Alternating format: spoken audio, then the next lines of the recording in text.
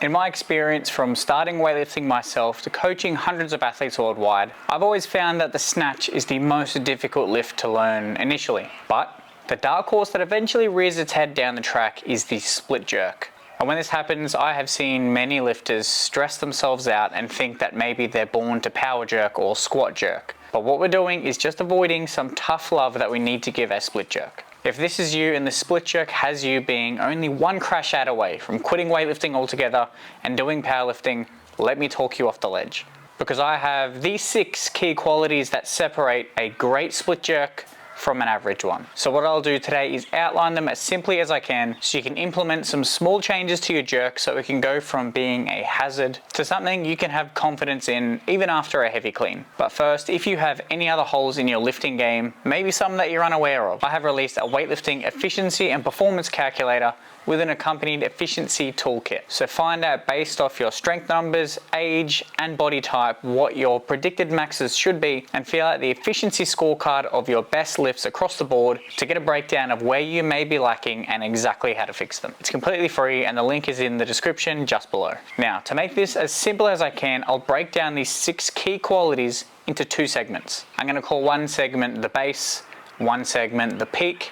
Each will have 3 qualities. And to start things off, we will start with the base, which includes the front shin, the back knee, and the feet. In order to gain as much stability as we can under load in the split jerk, we want these 3 things to be in check. Starting with the front shin, we ideally want the front shin sitting vertically. If the front shin is too inward facing, we are too front foot heavy. Ideally, we want the weighting to be even between both feet. And in the inverse, if that shin angle is too outward facing, then your split is way too long. Your weight is in the heels of the front foot, and you're essentially halfway there to doing the front splits. So a general rule of thumb here is that a vertical front shin in the split jerk represents balance between the front leg and the back leg. Now, considering that front shin is vertical, when it comes to the back leg, particularly the back knee, we want to have a slight bend. A dead straight back leg puts too much pressure on the front foot as well as the lower back. And on the other end of the spectrum, if that back leg has too much bend in it, then that glute for that back leg becomes inhibited and then we begin to lose stability. With a sweet spot in the middle,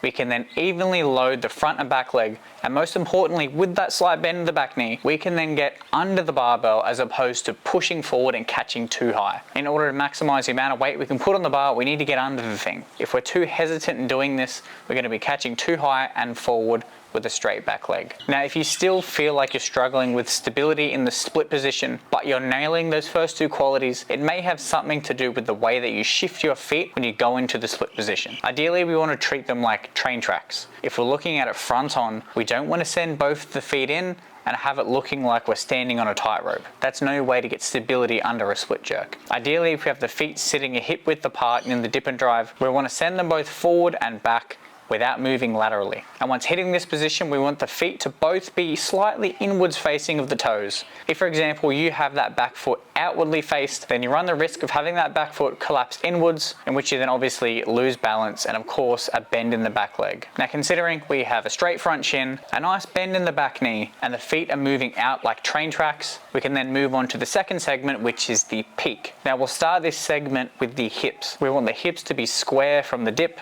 to the drive to the catch. If we maintain a strong core and have a nice straight dip and drive, then ideally once we catch the bar, we'll have our hips square under our center of mass. If there's any deviation from this, even in the dip, if you're someone that shoots the hips back or at the bottom of the dip, you shoot the hips forward, then that can potentially throw out all other means of balance. So considering we have this point anchored and our hips are square under the center of mass, moving up the chain, we have the shoulders. Just like the hips, we want our shoulders to be within our center of mass. Ideally, if we're watching exactly from the side, we want to be able to draw a line from the shoulders down through the hips. Now, this doesn't have to be exact. It also does depend on bar placement, or if the bar is slightly further back, then the shoulders will compensate by sitting slightly further forward. This isn't the end of the world. This also has to do with the lifter's level of mobility. Considering we have the hips and the shoulders in line to a degree, we can then move on finally to the bar. My rule of thumb when it comes to bar placement in the jerk, and the snatch for that matter, is having the bar sitting just behind the ears. After we drive the bar straight with the legs in the jerk drive, we use the arms to then guide the bar back behind the ears while also pushing ourselves under the bar. Not using the arms to push the bar up, we're using the arms to guide the bar back behind the ears, push ourselves under the bar fast and also search for a solid lockout. If the bar is too forward here, we will then load the front foot too much, or if we send the bar too far back, the hips will shift forward and we will lose our balance backwards this time. Now for some quick drills to dial in these 6 key qualities, the first one in which I have my lifters do 4x3 or 3x3 with just a bar, or up to 40 kilos roughly, is the behind the neck jerk balance. Dipping and driving with the bar behind the back in a shallow split position before then pushing under, bending the back knee. And from there, if a lifter is struggling to use that speed in pushing under the bar, I'll have them warm up with tall jerks where you start in an extended position with the empty bar before then pushing under into a solid catch. Pause jerks is another drill that I give people who struggle with maintaining balance in the feet. From doing this and pausing at the bottom of your dip, you can then center your foot pressure before then driving straight with the legs. If you're someone that has a habit of driving the bar backwards, this is a good one to incorporate just with roughly 50% of your split jerk as a warm-up. Now when it comes to these points, don't think of everything at once. Pick 1